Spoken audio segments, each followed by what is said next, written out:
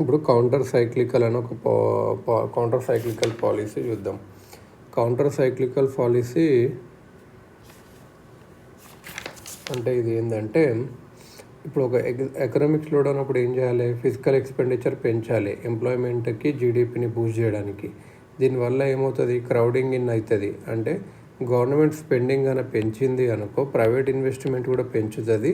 ఇప్పుడు ఎలా గవర్నమెంట్ ఒక ఎయిర్పోర్ట్ కట్టింది అనుకో, దాని చుట్టుముట్టిన షాప్స్ ప్రైవేట్ వాళ్ళు అలా కడతారు. అట్లా అని ఎకనామిక్ బూస్ట్ అప్పుడు ఏం చేయాలి?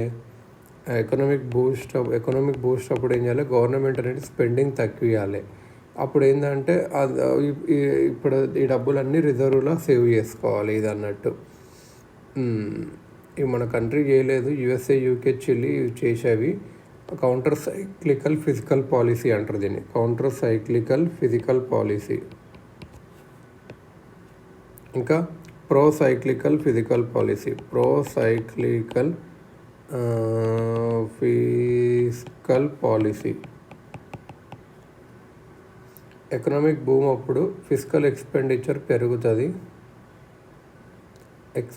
బూమ్ అప్పుడే పెంచుతారు అన్నట్టు. Okay, pro cyclical physical policy అంటే ఇది అన్నట్టు. ఇప్పుడు కౌంటర్ సైక్లికల్ పాలసీలో ఒక కాన్సెప్ట్ చూద్దాం. IRGD అంటే interest rate growth rate differential. IRGD interest rate growth rate differential ఇది అన్నట్టు.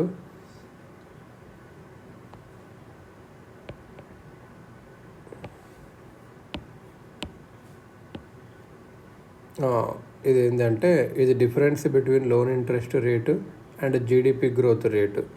లోన్ ఇంట్రెస్ట్ రేట్ ఏది గవర్నమెంట్ ఏదైతే ఇన్వెస్టర్స్కి పెంచుతుందో, loan interest rate government to investors minus GDP growth rate ఇది అన్నట్టు. సో ఇఫ్ లోన్ ఇంట్రెస్ట్ 6% ఉందనుకుందాం, జీడిపి గ్రోత్ రేట్ 9% ఉంటే -3% ఉంటుంది, negative IRGD.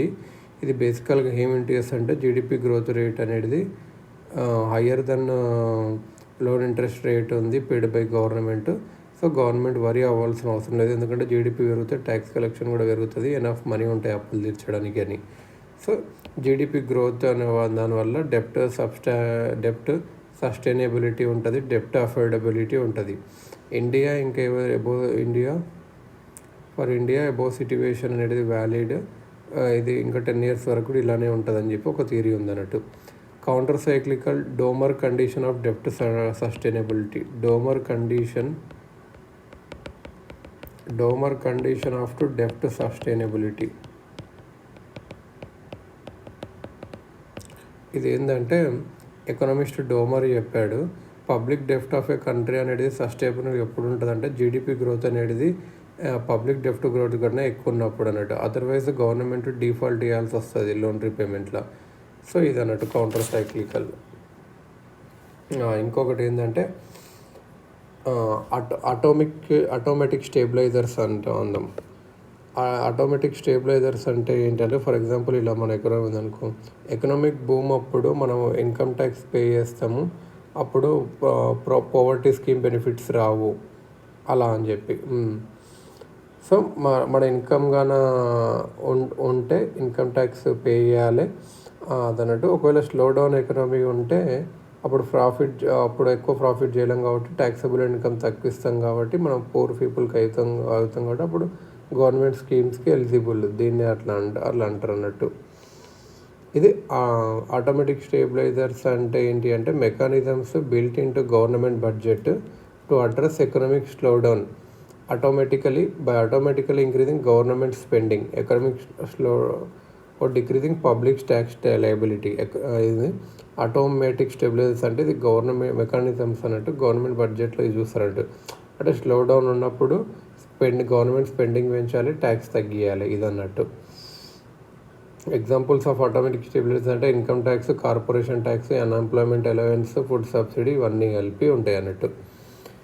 Miscellaneous terms related to deficit financing ఏంటి అంటే,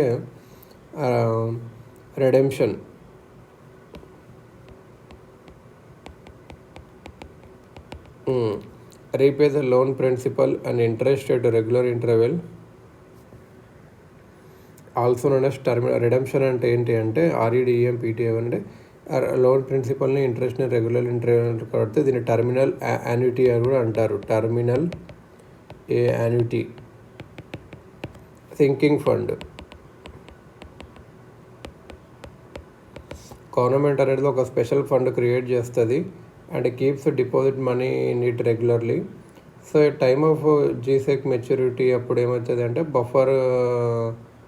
బఫర్ మనీ ఉంటుంది ఆ లోన్ని కట్టడానికి అన్నట్టు. సింకింగ్ ఫండ్ అనేది ఒక స్పెషల్ ఫండ్ని క్రియేట్ చేసి దాంట్లో మనీ వేస్తూ ఉంటుంది జీసెక్ మెచ్యూరిటీ అప్పుడు పే చేయడానికి.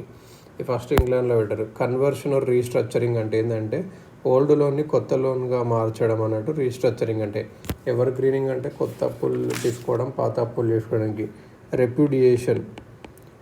రెప్యుడియేషన్ అంటే ఏంటంటే గవర్నమెంట్ అనేది అదే ఆబ్లిగేషన్ టు రీపే లోన్ అది ఫాలో అవ్వదు అన్నట్టు. రష్యన్ రెవల్యూషన్ తర్వాత Lenin government refuse to pay loans taken by previous czar regime from Britain and France.